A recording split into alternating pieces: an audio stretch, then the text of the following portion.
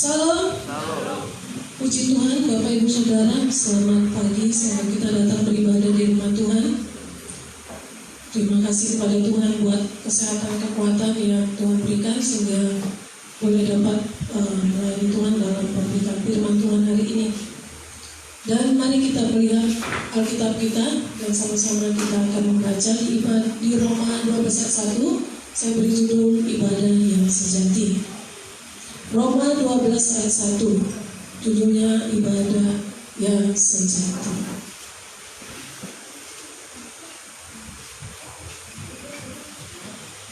Sama-sama kita membaca karena sudah ada di depan. 1, 2, 3. Karena itu saudara-saudara, demi kemurahan Allah, aku menasihatkan kamu supaya kamu mempersembahkan tubuhmu sebagai persembahan yang hidup, yang kudus dan yang berkenan kepada Allah. Itu adalah ibadahmu yang sejati. Amin. Puji Tuhan. Ibadah yang kita boleh melihat tujuan orang beribadah itu karena memang dia adalah seorang Kristen, dan ada orang beribadah supaya dilihat, supaya orang-orang melihat dia rajin gereja, ya. Dan ada juga hanya sebagai rutinitas. Dan ada tujuan orang beribadah supaya Tuhan memberkati hidupnya dan supaya Tuhan menjawab doanya sebab banyak pergumulannya. Dan tanpa disadari, motivasi seseorang dalam beribadah itu sudah menyimpang. Dan kita tidak heran, ya, hidupnya makin hancur, udah hancur, tambah hancur. Tidak ada pertobatan, padahal dia setiap hari beribadah. Setiap hari, setiap ada ibadah di gereja, dia datang beribadah. Seperti ada lagu itu ya, Bobby ya. Kristen katanya, ya, Senin sampai Selasa mau kemana katanya, kebaktian, persekutuan, mau ibadah, mau melayani, tapi gak jadi saksi, ya. Dia menjadi batu sandungan, tidak takut akan Tuhan, dan dosanya jalan terus, tidak ada kerinduan untuk dekat kepada Tuhan. Kita lihat di gambar yang pertama itu, dia sungguh-sungguh angkat tangan, mungkin dia menangis kepada Tuhan. Kenapa? Karena tujuan seseorang beribadah itu ya karena supaya Tuhan memberkati hidupnya. Dia rindu hidupnya dipulihkan, tapi tidak ada tindakan. Dia hanya rindu mukjizat saja terjadi, tapi tidak ada kerjasama dari dirinya sendiri untuk merubahnya. Makanya sesudah dia selesai ibadah, ya, hari Minggu dia haleluya, Senin sampai Sabtu itu haleluya, mabuk jalan terus, ya, tidur-tiduran saja di rumah, malas, tidak ada yang mau dikerjakannya di rumah, sampai menjadi batu sandungan oleh seisi rumah. Bahkan dia kembali main judi, kembali nonton-nonton, kembali pacaran yang tidak benar, bahkan juga melakukan hal-hal yang tidak baik. Ya, selalu aja di kamar. Nggak tahu kita apa yang dikerjakan di kamar itu. Padahal kalau kita normalnya ya, kalau di kamar aja terus, pasti aduh kayak mana ya, kayak nggak ada yang berarti dalam hidup ini. Hidup segan mati tak mau, ya. Dia hidup mau tapi nggak bisa mengerjakan sesuatu. Bahkan mati pun juga nggak mau. Jadi serba salah dia. Nggak jadi berkat kehidupannya. Jadi orang-orang, apalagi kalau kita ketemu dengan orang tuanya, bilang, "Cemananya gereja kalian itu?" katanya. Apanya yang kalian ajarkan di situ? Gak ada perubahan kuliah sama dirinya. Tetapnya seperti itu. Tapi kalau beribadah luar biasa, kalau melayani luar biasa, tetapi perubahan dalam karakternya tetap menjadi seperti itu saja. Tidak ada Tuhan di dalam hidupnya. Kalau di gereja ada Tuhan, dilihat orang dalam hidupnya, tapi di luar gereja sepertinya ada setan dalam dirinya, yaitu setan malas, setan tidur, bahkan setan yang tidak bisa, ya, yang membuat dia tidak bisa melakukan hal-hal yang berguna. Ya, ini warning bagi kita semua. Tuhan sudah mendatang, tapi yang kita lakukan seperti ini. Hari Minggu kita beribadah luar biasa, tapi setiap hari yang kita lakukan ada adalah perbuatan-perbuatan dosa yang menyimpang, yang tidak menjadi berkat bagi banyak orang, terutama bagi seisi rumah. Di rumah dulu. Kalau di rumah sudah diberkati, mau keluar pun kita diberkati. Jadi berubah, ya. Perhatikan, tidak semua orang yang angkat tangan menangis pada waktu beribadah ketika hidupnya Senin sampai Sabtu itu benar. Jadi yang bisa kita lihat kehidupan sehari-hari, ya. Nah, apa kehendak Tuhan bagi kita? Dalam Roma 12 ayat 1, Rasul Paulus mendorong semua orang percaya yang sudah diselamatkan untuk mempersembahkan tubuhnya sebagai ibadah yang sejati. Mempersembahkan tubuh bukan maksudnya kita harus jadi martir, ya, atau siap dibunuh karena iman kita. Bukan. Tidak semua orang Kristen mengalami martir. Hanya orang-orang yang dikasih karunia oleh Tuhan, oleh Roh Kudus, yang memiliki roh martir itu yang akan mengalaminya. Makanya dalam Wahyu, ya, dikatakan di situ, ada di dalam Wahyu itu, Tuhan, berapa lama lagi kami menunggu? Balaskanlah perbuatan mereka yang jahat terhadap kami. Itu perkataan orang-orang yang mati martir. Tapi apa kata Tuhan? Tunggu, belum genap jumlah kalian, belum genap orang-orang yang akan mengalami seperti kalian ini, belum genap. Berarti memang ada pilihan untuk orang-orang yang mengalami martir. Jadi gak semua orang, ya, gak semua orang, dan orang-orang pilihan itu memang sudah dipersiapkan dan mereka siap. Berani, gak ada yang takut kalau memiliki roh martir, gak ada. Dia berani. Nah, kenapa kita harus mempersembahkan tubuh kita? 1 Korintus 6 ayat 20 katanya, sebab kamu telah dibeli dan harganya telah lunas dibayar. Karena itu muliakanlah Allah dengan tubuhmu. Lihat Tuhan Yesus, ya, disalibkan. Dia mengangkat beban dosa kita. Dia bawa di kayu salib. Ini, lihat, aku sudah membayarmu dengan lunas. Kita diselamatkan dengan gratis. Tapi untuk mempertahankan keselamatan, supaya apa yang sudah ditanggung Tuhan di kayu salib itu tidak kembali lagi muncul di dalam diri kita, ya, kita harus berjuang. Makanya 1 Korintus 6 ayat 20 itu katanya harus muliakan Tuhan dengan tubuh kita. Dan itu dilakukan setiap waktu, setiap hari, dalam perkataan, pikiran, dan perbuatan. Jangan hari Minggu saja kita kudus, perkataan kita jaga, pikiran kita jaga, perbuatan kita sopan sekali. Tapi di setiap hari perkataan kita selalu kotor, bau, pikiran kita selalu kotor dan tidak tahu kemana-mana, dan perbuatan kita menjijikkan. Muliakan Tuhan dengan tubuh kita, muliakan Tuhan dengan hidup kita. Setiap hari, setiap waktu Tuhan beri kesempatan, karena ada waktunya. Sudah selesai waktu kita, sudah selesai. Sama seperti Tuhan bilang, tetelestai, sudah selesai. Kita juga akan mengalami itu. Sudah selesai waktumu, kata Tuhan. Tapi itu kita sia-siakan. Masalahnya kita memang nggak tahu kapan waktu kita. Jadi kita pergunakan waktu dan kesempatan yang ada ini, ya, untuk memuliakan nama Tuhan. Ya, ada sebuah cerita.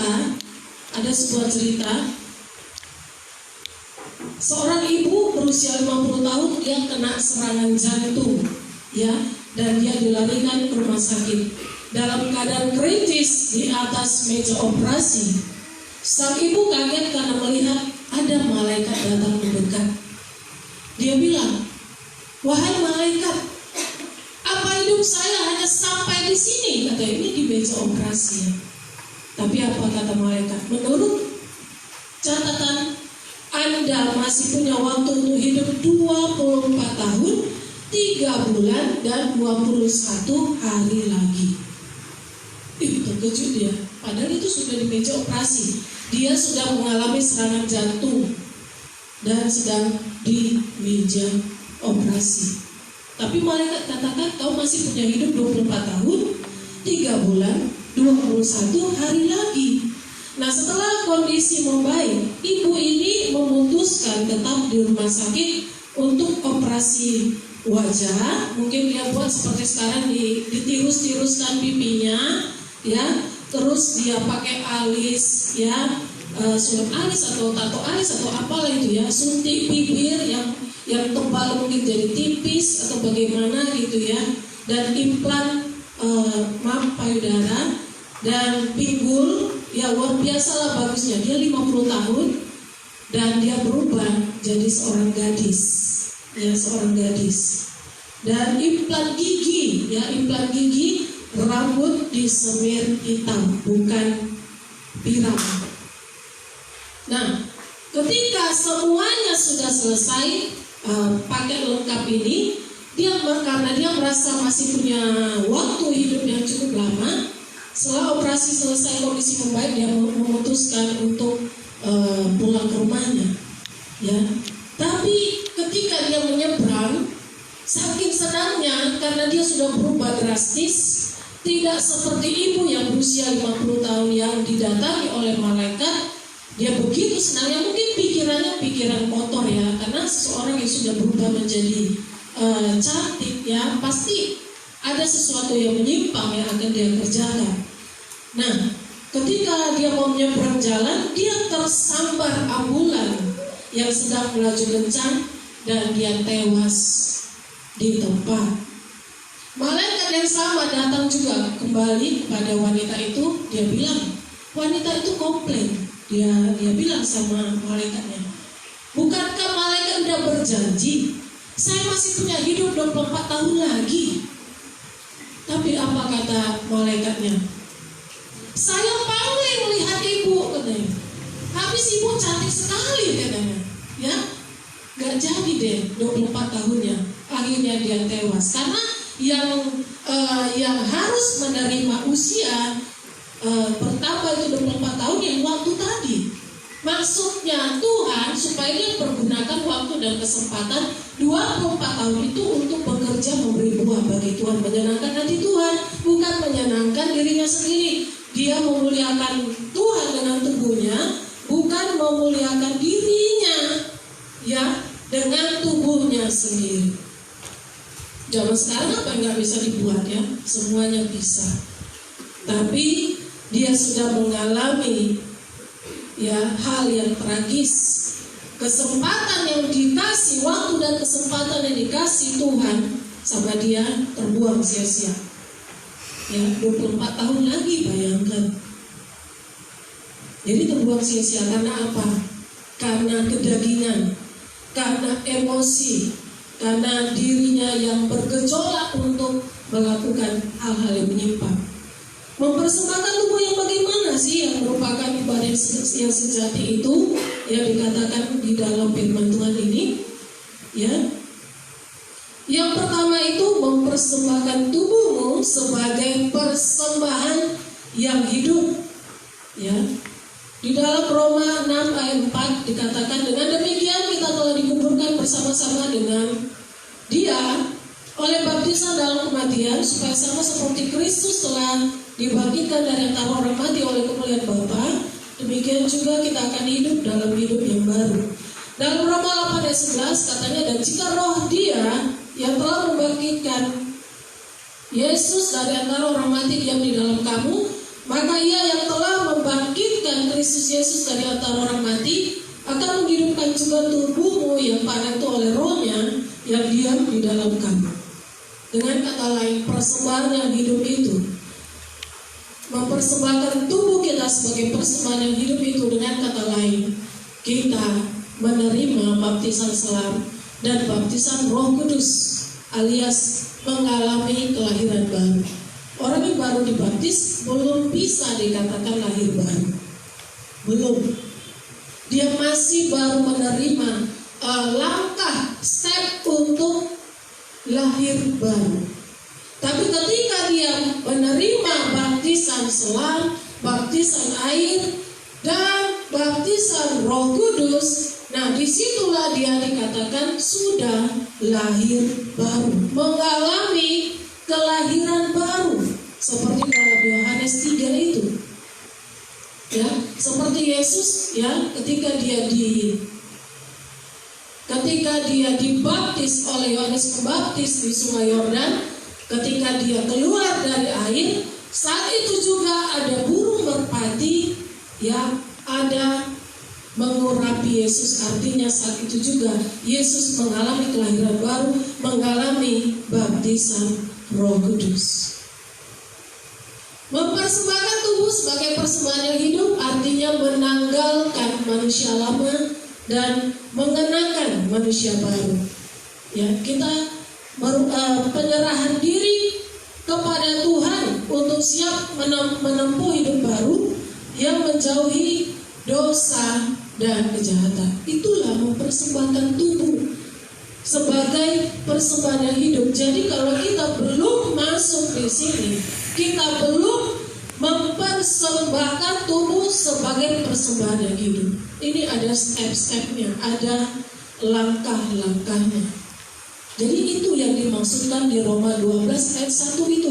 Bukan hanya kita datang ke gereja seperti yang tadi, duduk melihat semua yang tampil di sini, melihat yang melayani, dan bahkan ada kerinduan kita juga untuk ikut melayani. Bukan seperti itu maksudnya.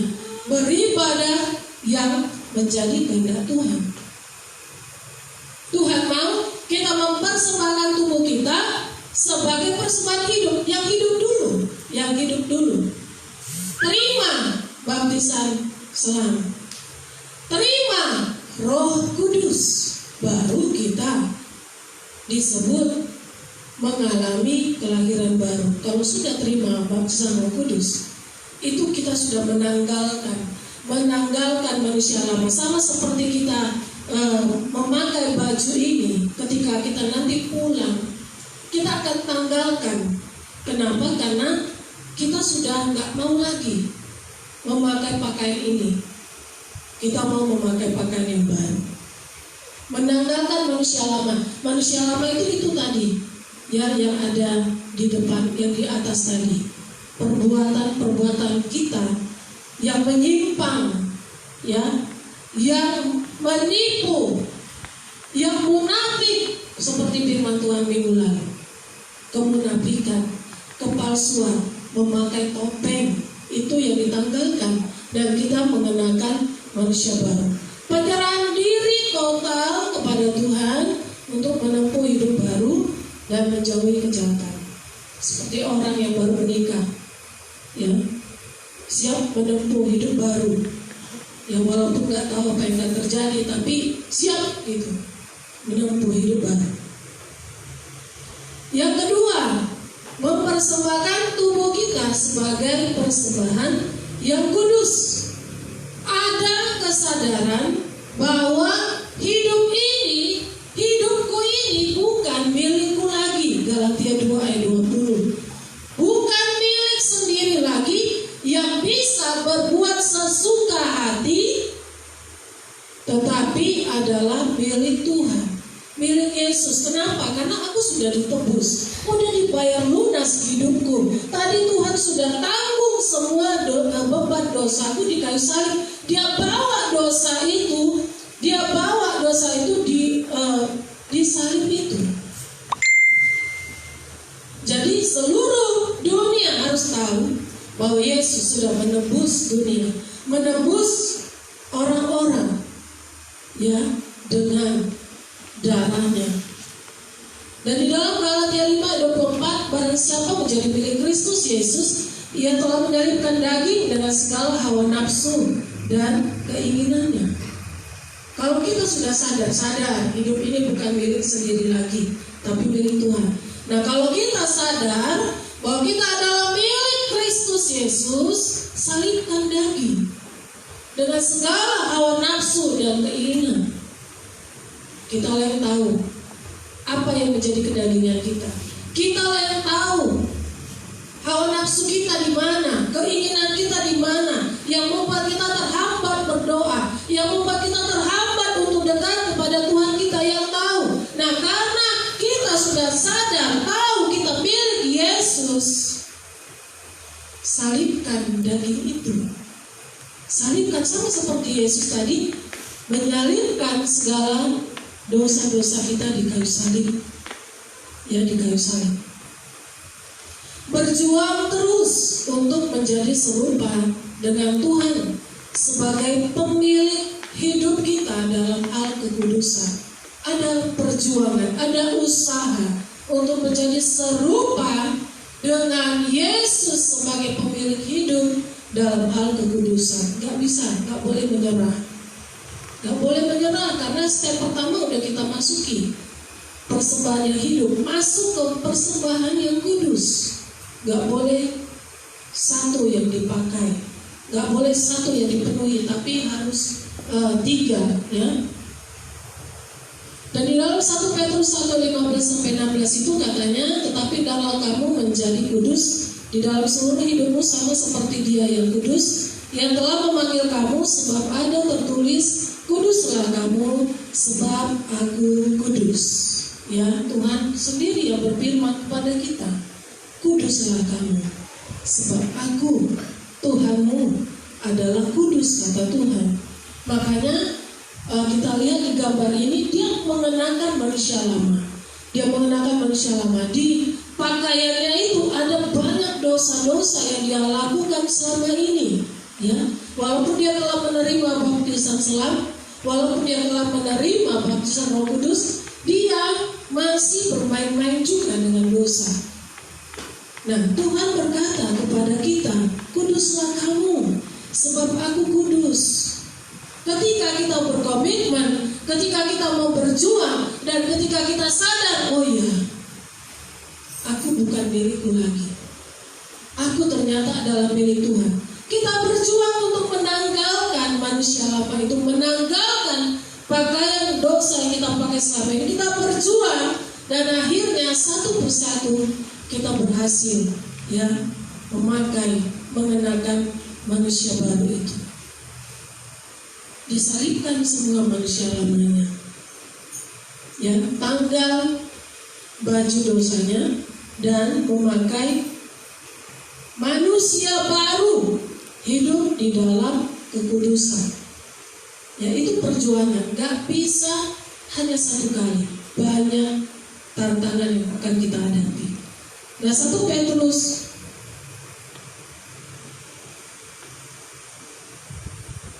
tadi ya, dan dikatakan di situ tidak menoleh lagi kepada manusia lama, tetapi terus-menerus dipenuhi oleh kuasa Roh Kudus lewat persekutuan dengan Tuhan setiap hari.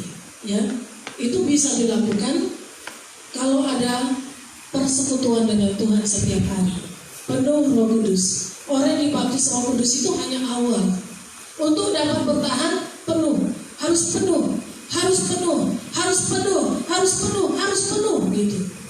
Sama seperti kita punya kendaraan.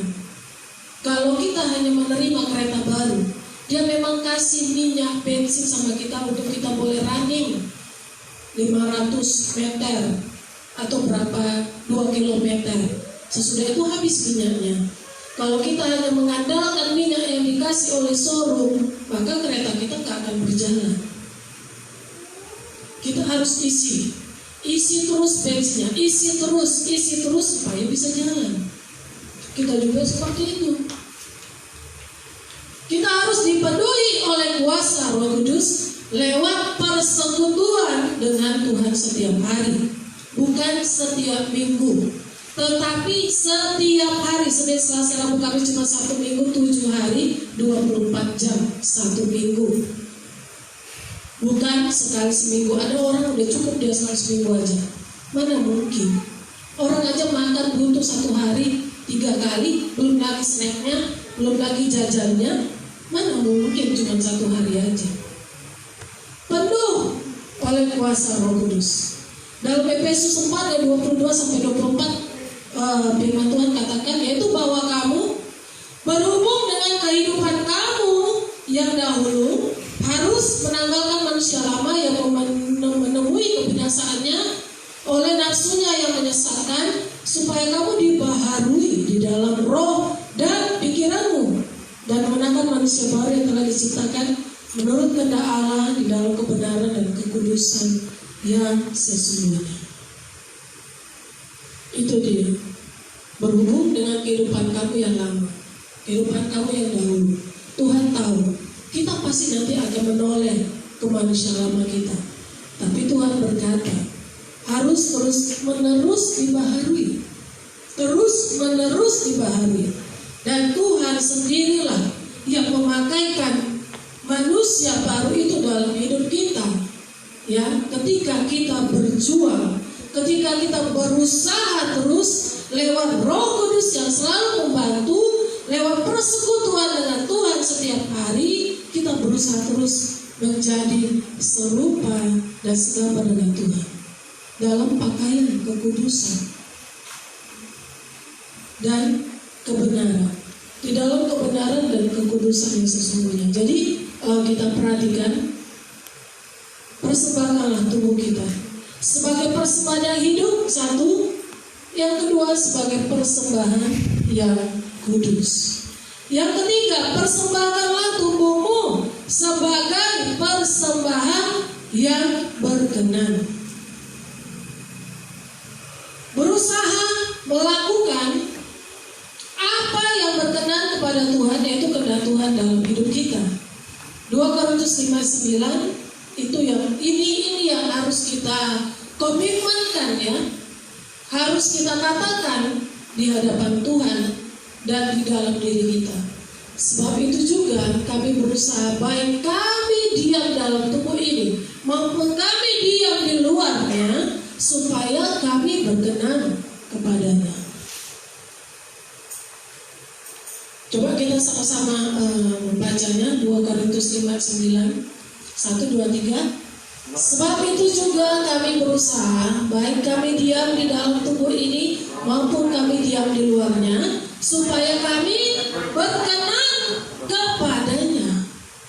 Nah, firman Tuhan katakan Yohanes 14:15, jikalau kamu mengasihi aku, kamu akan menuruti segala perintahku. Itulah artinya berkenan di hadapan Tuhan. Ada orang dia setia ikut, dia selalu ada bersama-sama. Tapi kalau disuruh, gak pernah mau. Kira-kira hati kita bagaimana? Apakah kita berkenan sama orang ini? Pasti kita katakan, kok melawan aja kau terus. Kenapa kau gak mau disuruh? Pasti kita katakan seperti itu. Sementara yang berkenan kepada Tuhan itu adalah jika kita mengasihi Tuhan, kita nurut apa perintah Tuhan. Nurut, ya. Roma 8:6 dan 8 itu katanya, karena keinginan daging adalah maut, tetapi keinginan roh adalah hidup dan damai sejahtera. Mereka yang hidup dalam daging tidak mungkin berkenan kepada Allah. Nah, ternyata penyebabnya adalah karena orang itu hidup di dalam daging, makanya tidak mau hidup berkenan. Dia kembali lagi menoleh ke manusia lamanya, yang asik, yang enjoy, dan dia tidak tahu satu saat itu bisa diopkan ya oleh Tuhan. Galatia 5:16 dan 17 katanya, maksudku ialah hiduplah oleh roh, maka kamu tidak akan menuruti keinginan daging. Sebab keinginan daging berlawanan dengan keinginan roh, dan keinginan roh berlawanan dengan keinginan daging. Keduanya itu bertentangan, sehingga kamu setiap kali tidak melakukan apa yang kamu kehendaki. Nah, kita harus sadar, keinginan daging kalau kita perkuat, itu akan melawan keinginan roh kita yang mau dekat dengan Tuhan, yang mau semakin bertumbuh, yang mau semakin mengasihi Tuhan. Kalau keinginan daging kita kasih makan terus, mode on terus, tak pernah diopkan, maka itu akan bertentangan dengan roh kita yang mau dekat dengan Tuhan. Jadi bagaimana caranya? Hiduplah oleh Roh supaya tidak menuruti keinginan daging. Dipaksa, dihimbau, diperintahkan. Hiduplah oleh Roh.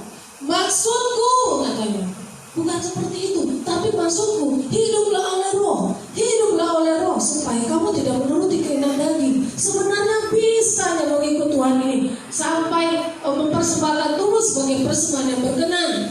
Caranya hiduplah oleh Roh, maka kamu tidak akan menuruti keinginan daging. Tapi aku nggak bisa, ini nggak bisa, ini nggak bisa. Bisa. Awalnya tidak bisa, tapi itu akan seperti lonceng. Sekali dibunyikan, nggak mungkin dia berhenti. Nggak kedengaran dengungnya, tapi dia akan berdengung, dengung sampai dengungnya mengecil. Sama seperti di sekolah, ya, tepuk kempes katanya. Kalau saya ingat kempes itu, saya ingat lonceng, saya ingat yang ini. Tepuk kempes dari besar. Bisa akhirnya menuruti perintah Tuhan karena kita hidup oleh Roh. Awalnya sulit, masih berteriak daging ini, tapi lama-lama karena kita sudah biasakan hidup oleh Roh, maka kita akan menuruti apa yang menjadi perintah Tuhan. Jadilah pribadi yang taat dan setia, yang hidupnya dipimpin oleh Roh Kudus. Nah, kita perhatikan dengan melakukan ketiga hal ini, mempersembahkan tubuh sebagai persembahan yang hidup, yang kudus dan yang berkenan, itu kita disebut sudah melakukan ibadah yang sejati. Dalam bahasa Yunani itu latreia, pengabdian. Dalam bahasa Ibrani juga aboda, mengabdi. Jadi ibadah yang sejati, ketaatan dalam seluruh kehidupan, artinya pengabdian kepada Tuhan. Seperti abdi dalam yang pernah diceritakan Pak Gembala di ibadah doa pengerja. Ibadah yang sejati maksudnya itu adalah ketaatan dalam seluruh kehidupan, pengabdian total kepada Tuhan. Nanti aku nggak bisa lah senang-senang. Hello, Tuhan itu bukan Tuhan yang tidak enjoy.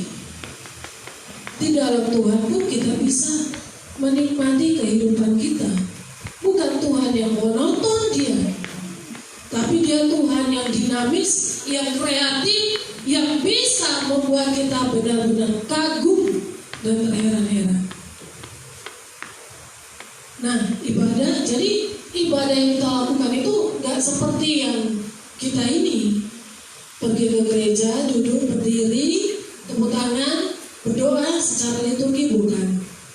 Tapi kepada lebih dalam esensinya, ya, yaitu kepada pembentukan hati dan karakter yang dilihat oleh semua orang dan dilihat oleh Tuhan.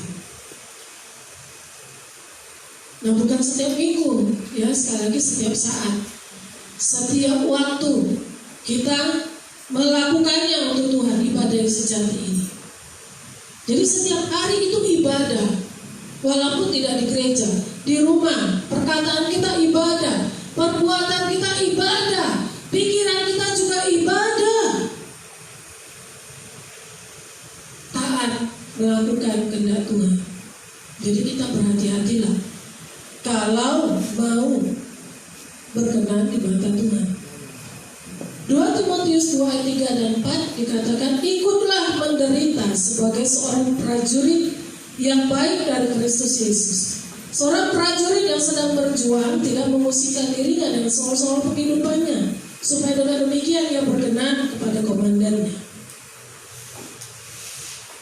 Kita perhatikan prajurit itu, sangat gak bisa ya diperintah oleh manusia, bahkan oleh istrinya sendiri. Kalau istrinya bilang liburlah kau, tapi kalau bosnya bilang masuk.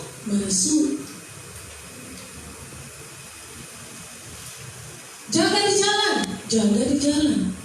Padahal lagi Natal, lagi tahun baru, mungkin lagi ulang tahun atau ulang tahun pernikahan. Seorang prajurit gak boleh memusingkan diri dengan soal-soal penghidupannya. Yang dia pikirkan gimana caranya supaya aku berkenan kepada komandan. Karena kalau tidak berkenan dipecat dengan tidak hormat, dipermalukan di seluruh kepolisian atau tentara atau satuan prajurit. Walaupun istrinya merengek-rengek, ya kalau kita sebagai istri polisi atau istri tentara, kita udah tahu lah kehidupan kita itu parah. Kerjanya hanya menuruti saja apa yang bilang komandannya. Ya begitulah. Makanya firman Tuhan ini mengumpamakan seperti prajurit yang sedang berjuang. Gak boleh dia bilang, Pak lapor, karena hari ini ulang tahun pernikahan saya harus pulang. Oh gak bisa. Karena hari ini istri saya mau melahirkan, saya harus melihat. Oh gak bisa. Gak bisa. Kita seperti diibaratkan seperti seorang prajurit. Pak lapor karena hari ini aku sakit, aku gak melayani lah. Kalau masih bisa jalan ya melayani.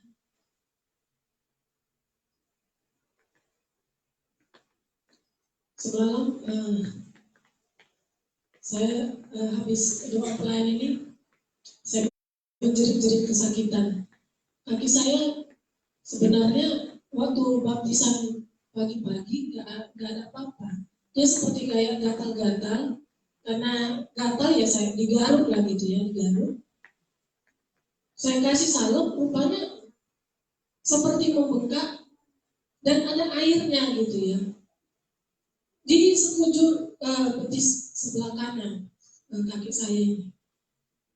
Ya, saya pikir oh pasti keluarlah nanti ini airnya gitu. Sampai pagi pun enggak, berdoa pun tadi enggak juga, ya. Bahkan sampai sekarang pun juga tidak juga.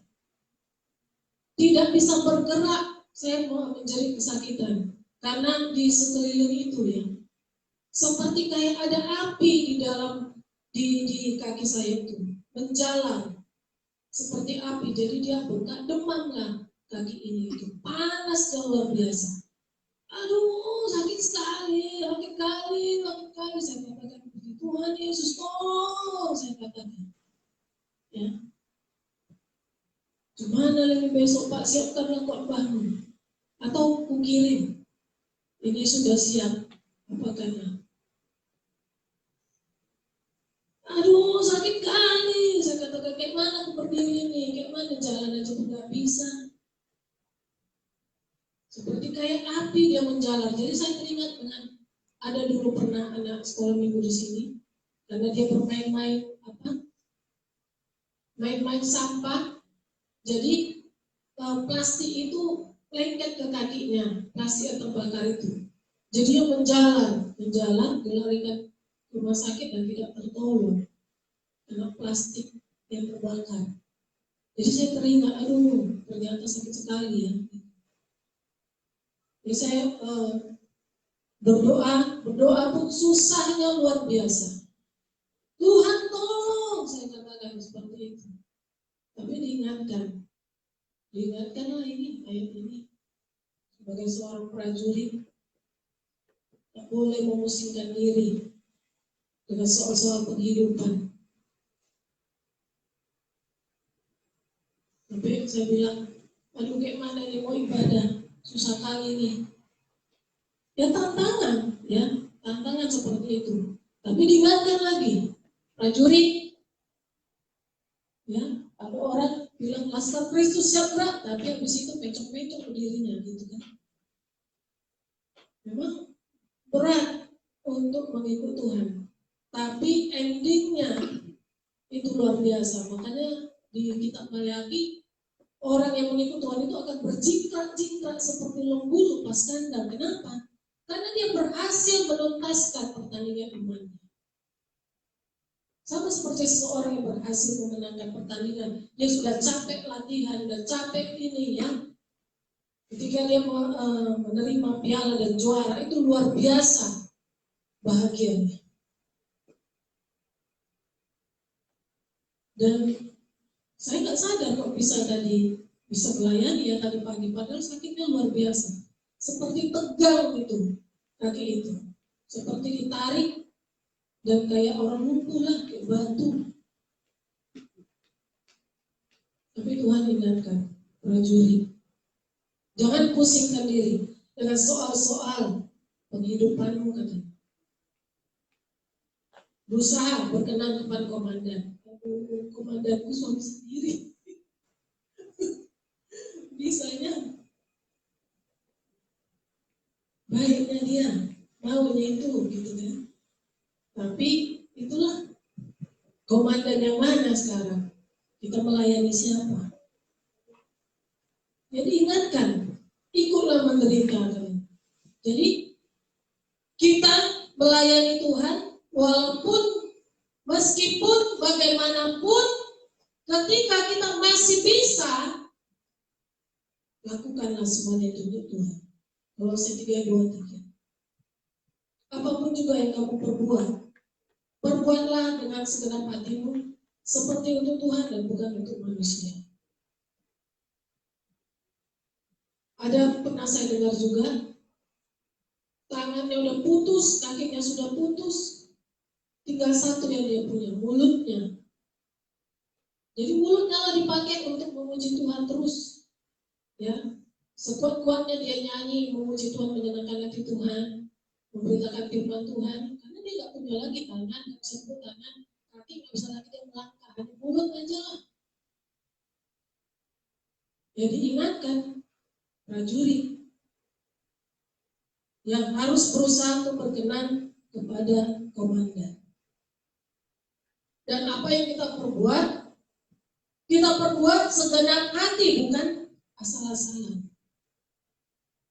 Seperti untuk Tuhan dan bukan untuk manusia.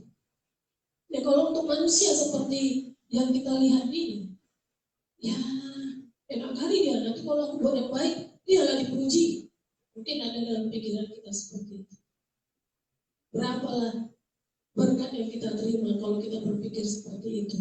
Tapi kalau kita mau membuat segala sesuatu, melakukannya seperti untuk Tuhan, bahkan segenap hati, maka kita akan beroleh upah yang luar biasa dari Tuhan. Dan ada satu lagi, pernah di dalam renungan kita, ada seorang kontraktor, dia suruh ini satu orang pegawainya, tukang ini. Karena tukang ini belum punya rumah, jadi kontraktor ini memperhatikan dia ternyata. Dan dia memang akan berhenti dari pekerjaannya. Kontraktor ini orang yang takut akan Tuhan. Dia mau kasih bonus sebenarnya sama tukang yang dia bawa ini, karena sudah melayani ya. Selama bertahun-tahun dia ikut sama dia kerja. Pak, sebentar lagi kan Bapak udah gak ikut saya lagi gitu. Bisa buatkan satu lagi Pak, rumah. Terserah Bapak mau kayak mana Bapak buat. Pokoknya buatlah Pak satu lagi. Ya, buat satu aja lagi katanya. Bapak kira-kira mau bagaimana bentuknya? Dia buat seperti ini, dia bilang seperti ini. Oh iya, kayak gitu aja kita buat. Iya, gitu aja Pak. Ini si kontraktornya nggak bilang bahwa itu untuk dia. Jadi dia pikirkan sendiri. Oke Pak, saya serahkan sama Bapak, pokoknya uangnya mau berapa? Oke, katanya gitu. Yang penting Bapak kerjakanlah. Yang menurut Bapak bagus, kerjakanlah katanya. Akhirnya selesailah rumah ini. Dan sesudah selesai dia lihat bangunan rumahnya, dia lihat segala sesuatunya, dan dia berpikir tidak sesuai dengan uang yang dia kasih. Jadi dia katakan kepada si tukang ini, Pak, terima kasih ya, karena Bapak sudah bangunkan satu rumah ini. Oh iya Pak, katanya. Sebenarnya untuk siapa rumah ini Pak? Kenapa ini berbeda di sini?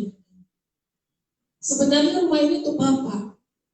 Karena saya mau memberikan bonus, Bapak sudah mengikut saya selama bertahun-tahun, jadi saya mau memberikan bonus lah sama Bapak supaya Bapak bisa punya rumah. Gemetarlah dia menerima kunci rumah ini.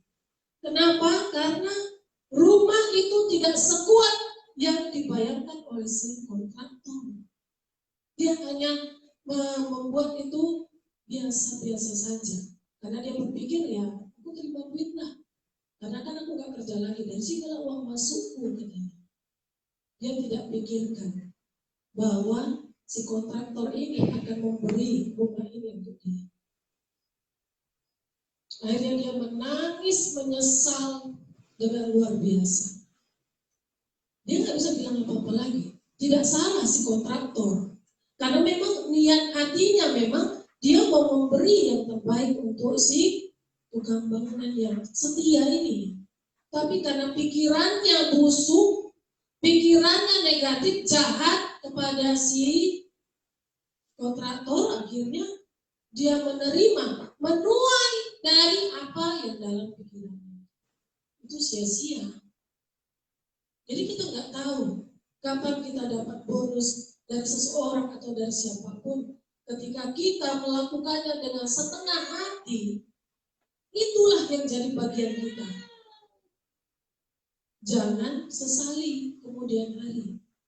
Makanya Tuhan bilang, Kolose 3:23, apapun juga yang kamu perbuat, perbuatlah dengan segenap hatimu seperti untuk Tuhan, bukan untuk manusia.